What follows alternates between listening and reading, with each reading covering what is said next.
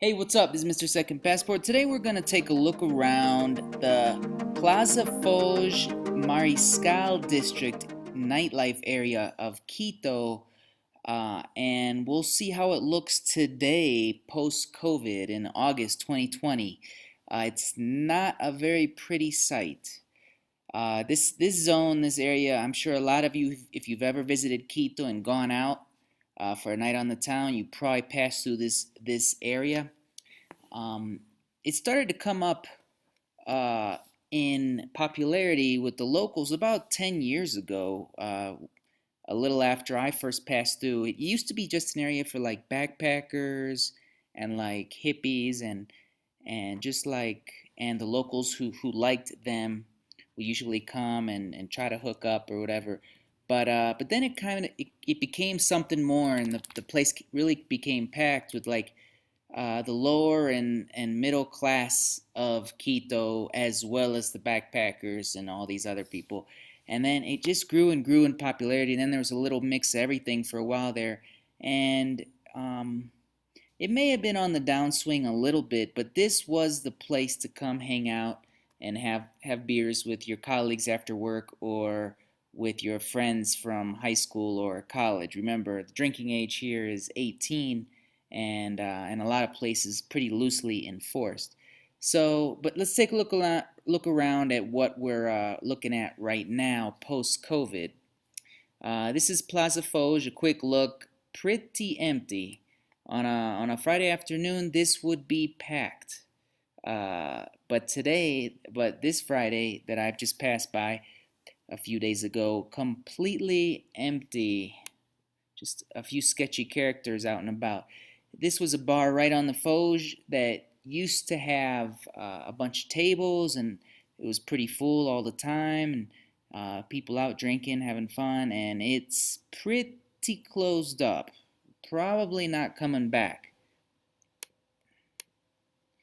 This is another view of the plaza on a Friday afternoon here in August 2020. After several months of post-COVID, uh, everything is just pretty much closed up, boarded up. Nothing going on here, unfortunately. This is what it looks like. One of the main streets, right in the center of the Mariscal District. You can see here a lot of the big chain restaurants have actually made it. The few that are actually in this area, but a lot of the smaller bars and restaurants have pretty much, it seems, all pretty much closed up or gone out of business. Probably won't be back either. This was a source of fun for me. One of my favorite bar discos in the area where I met a lot of people, had a lot of fun. Uh, back in the day, a few years ago when I was going out more. And this is Bungalow 6, foreign owned and operated. Never quite met the owner, but as you can see, it's pretty closed up now. Not sure if they're going to reopen or not. Is another one of the main streets just off the plaza. You can see pretty much everything. This used to be a lot of little restaurants, uh, laundromats, dance schools, um, travel agencies, all gone. All that stuff is gone. The occasional restaurant is still functioning with practically no customers. Here's another street, just boarded up, completely empty. Ironically, though, talking to locals in the area when I was there, they said, there's actually less crime now than there was when this place was packed. Because just a few months ago, these streets on a Friday afternoon would be completely packed with people already drinking, mainly younger people, super young sometimes, at least looking people starting 4, 5, 6 in the afternoon, going into the wee hours of the night. Now just empty, just a ghost town. Everything's boarded up, not much going on.